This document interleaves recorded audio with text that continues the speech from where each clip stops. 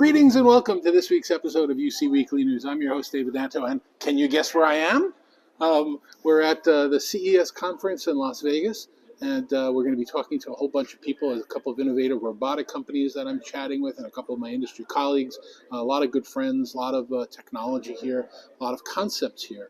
So I think we're going to have a terrific show. Stay with us, and we'll get right back to it.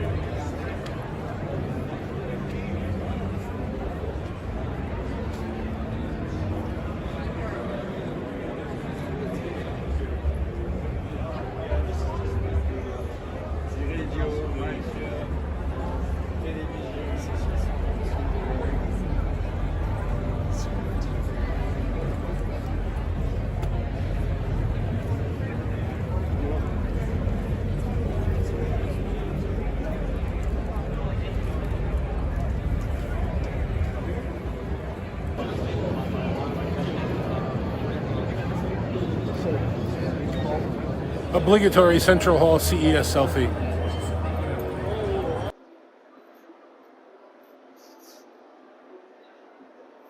Hi everyone, my name is Jawei. I'm with Danto Technology. I'm the Chief Growth Officer here. And today I want to show you some really interesting meeting products that we have developed.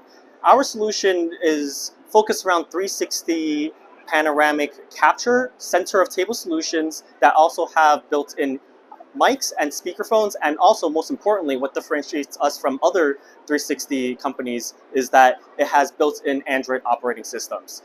This year, we're really excited to show off the Danto Meeting Ultra, which has the lenses, mics, and speakers, but also this touchscreen tablet. What's also really unique is that we have the built-in different custom views, where you have two 180 degrees coming out of each lens, or you have a 360 on top with up to 8 active speakers. This camera right here will live stream in up to 4K 30 frames, so you can stream that through any video conferencing platform, Zoom, Teams, or whatever it is. And the previous generations would be the Meeting Pro, that's super popular with financial institutions, government institutions, nonprofits, enterprise. So all of our cameras are focused around 360. And with this 360, it allows you to have more face-to-face conversations, and it's also built for spaces of any size. Whether it is a workspace, small meeting rooms, medium meeting rooms, or large meeting rooms, we can cover all of those needs. And definitely, we also have built in a system so that you can connect up to 4 devices together to service larger conference rooms. If you would like more information, please visit our website at www.kandovr.com.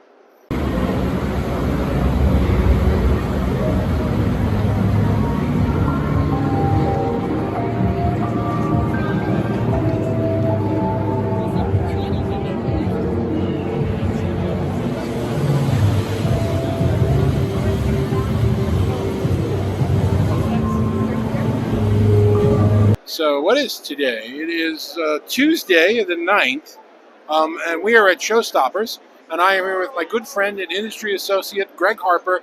Greg, I want you to tell everybody who you are and what you do, but Greg is probably the one person in this city right now that I've been working with professionally longer than anybody else, going way back to when we were both doing things for F&N. Right, F&N when it was still the Exxon building on 6th Avenue, yes. And I was talking to Gary Shapiro the other night, and we're trying to figure out how long I've been coming to CES. And we think it's about 36 or 37 years, starting in Chicago and then coming to Chicago here. So I've been doing this for a long time. So there isn't enough room on this video for all of our hats combined. Correct. But what's the simple, easy way to describe what you do in the industry for someone? Well, I look for trends, I look for futures, and I try to then design technology that's going to take that into case. So I'm not as interested in necessarily the device that's out there today, But I find CES in general a very, very great place to get ideas and see where people are going. I can't tell you how many things I see like at Showstoppers, and then 3 years later it becomes a real product and a major thing. I mean, I was thinking, just for example, this year both LG and Samsung showed little robots. Well, I got my little robot 3 years ago, and my grandkids love it, and now all of a sudden it's a product. But we sort of see that it was AI doing it. So you see things here first, and then that leads it. In the old days, it used to be the government industry, military led the technology. Today, it really is the consumer world that's leading the technology. So you've already agreed, and we're going to do a show probably in the next week or two with a round robin of, 4 or 5, 6 panelists about what happened. And I want you to save some cool things there because the show's not over yet. It's actually, we've been here for 3 days. Today's the first day that it opened. Correct. There's plenty we haven't seen. But right now, after the first day and the media days, what's the top 2 or 3 things that you saw that you're excited about? Well, obviously AI is everywhere. Interestingly, I liked Samsung, their LED, the micro LED transparent screen. The idea of putting that on for example, a sports booth where you're looking out on the field, and then they can put the information on as opposed to turning your head and looking away to see the stats. That was kind of cool. The other things that I saw, new large screen TVs from people that we hadn't thought about before, the Hisense of the world, the TCLs of the world. They're doing stuff. I mean, I was at Sony. They don't show TVs anymore. They're it's PlayStation. I mean, they did use a PlayStation controller to drive their car out. They're doing it Honda. So when you're starting to see the automotive and bringing technology into the car, they're really thinking of the car as being the next entertainment hub. And the connection between your home, your car, and your work, as that comes together, it's a continuous thing.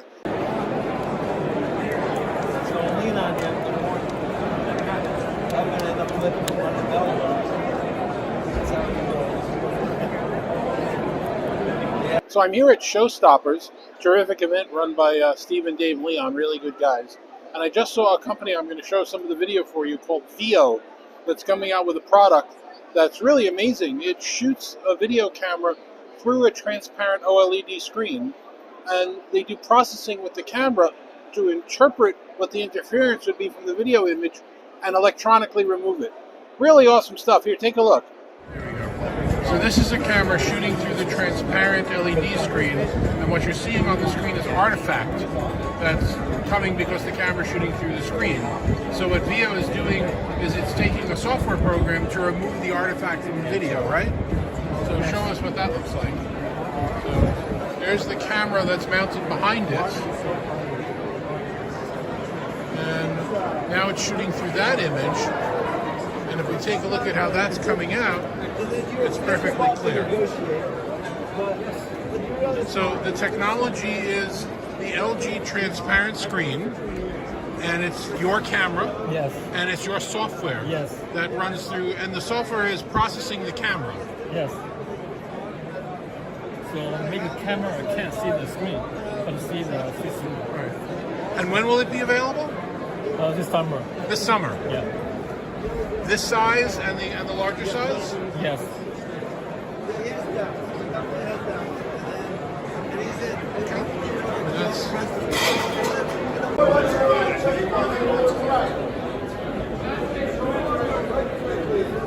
Man, pick up, show interest. Show interest.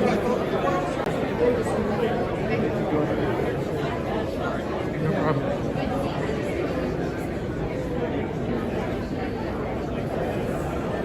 I'm at Eureka Park this morning at the Venetian Expo Center. It used to be the Sands Expo Center. It's a really Dickensian experience here. The best of times, the worst of times. It's great to see a lot of startups. If you look down any of these corridors, that you can't walk through them. It's just too crowded to get through down to see any of the products. I wanted to bring your attention to a company that's making a really cool product. Here, I'll show it to you. Different because, I mean, I could take you a couple of other booths that was more than mine. And they would just lay over the top of this and rematch. Right here. The product is XBot Go from a company called BlinkTech. And what they've done is they've created an app that goes on your smartphone that talks to a gimbal that automatically tracks the action that your smartphone is seeing. Now they plan on using this to cover sporting games, like basketball or football or something like that. But you can also set it into person tracking, and now you could have a smartphone with a Bluetooth audio input tracking a presenter on the stage or a presenter in front of a room. Suddenly, the idea of having a conference room in a box that you walk in is possible again. And now, since you're using a smartphone, you could pick whether you want it to be Zoom or Teams or whatever else you're using. So there's a lot of very interesting possibilities here.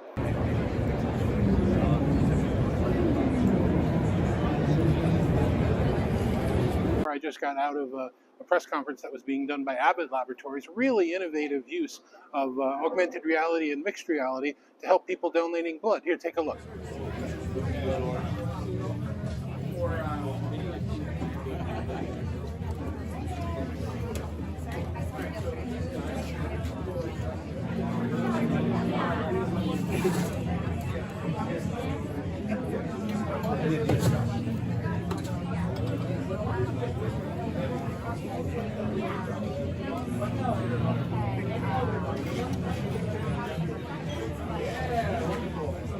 And welcome Dr. Alex Carterson. He is our Medical and Scientific Affairs Officer.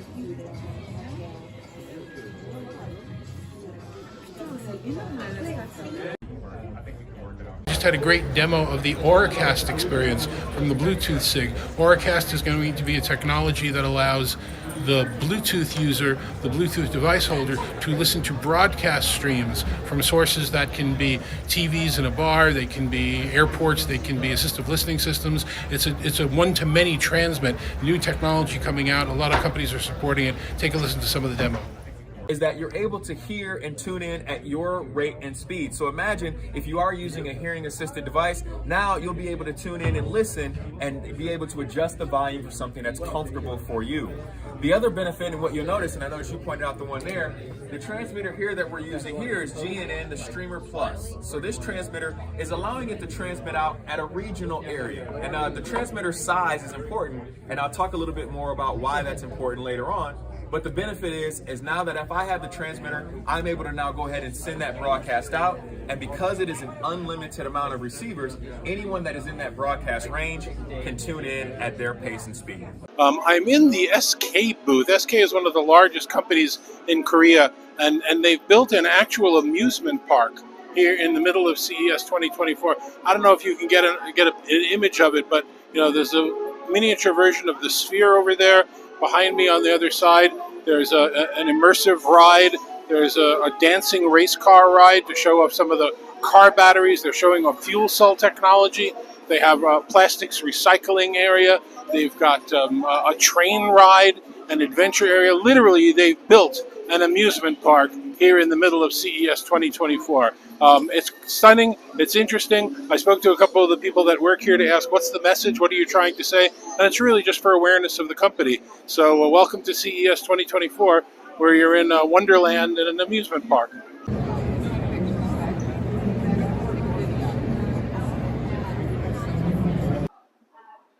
So we're sitting here with my good friend and industry associate, Doug Money. Doug, say hi to everybody. Hello, everybody. So we're at CES. I don't know, this has got to be around my 30th CES. How many have you been to? Do you have any idea? I'm trying not to go and count. People ask me, and I'm just like, too many. Yeah. I decided I'm not getting up at 8 o'clock in the morning to stand online to go to press conferences that are being streamed anymore. I'm just going to watch them from my hotel room and do screen captures. Oh, that's kind of cool. You could order room service. Do they still have room service? I guess they still have room service. And, just eat and watch. That's kind of cool. That would work. Yeah, so it's just, we're going to take it easier this year at CES. It's just gotten overwhelming.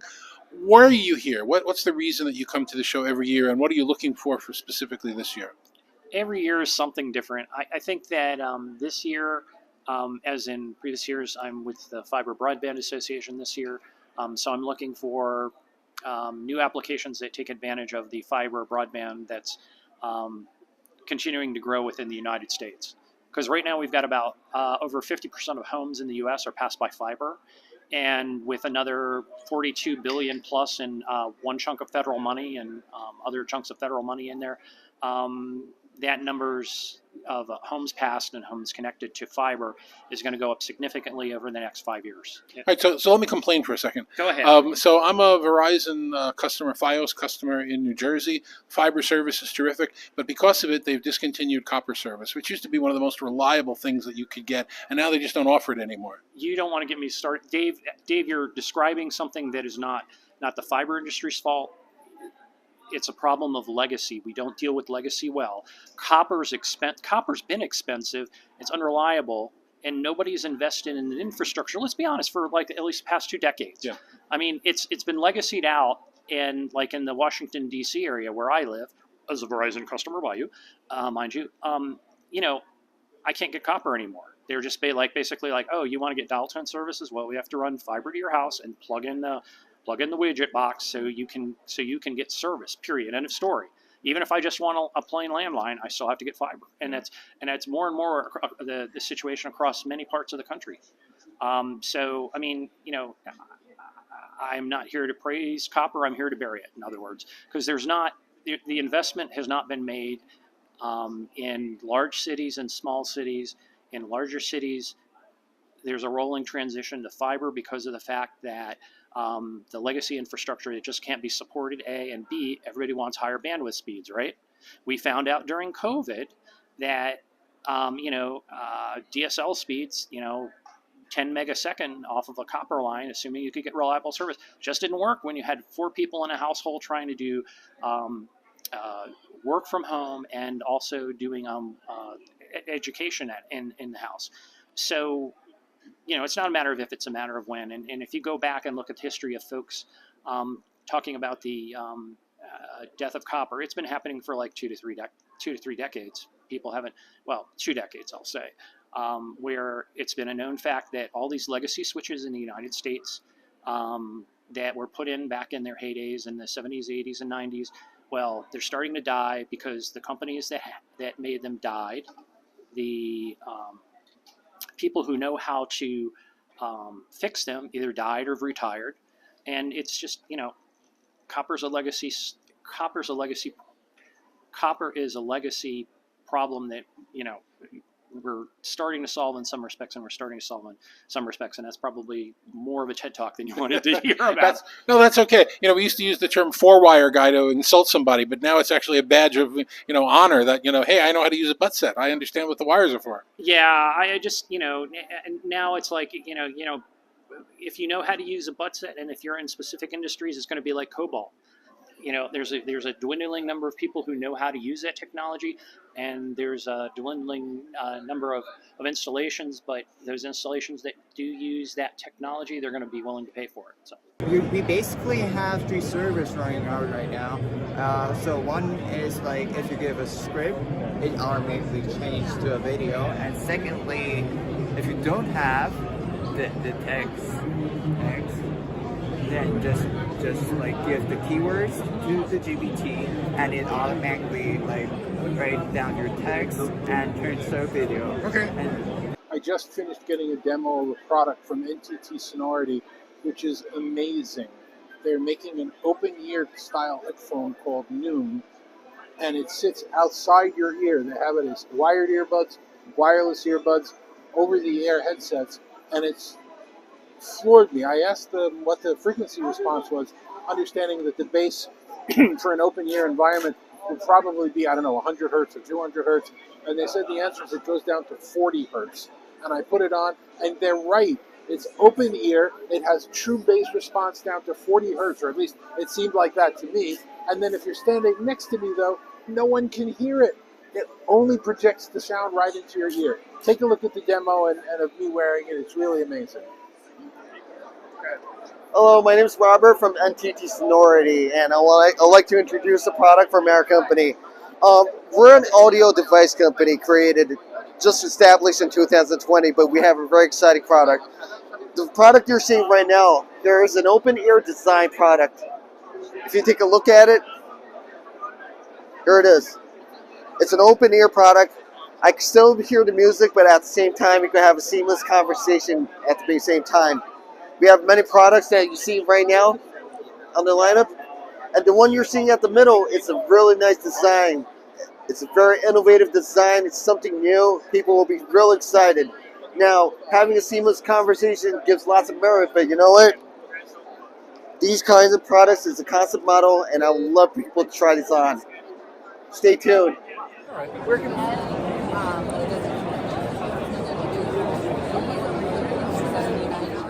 Where can people find out more information? Yes. First, you'll be able to purchase the product on Amazon, and if you want to find further about the product information, type in NWM Noob or NTT Sonority.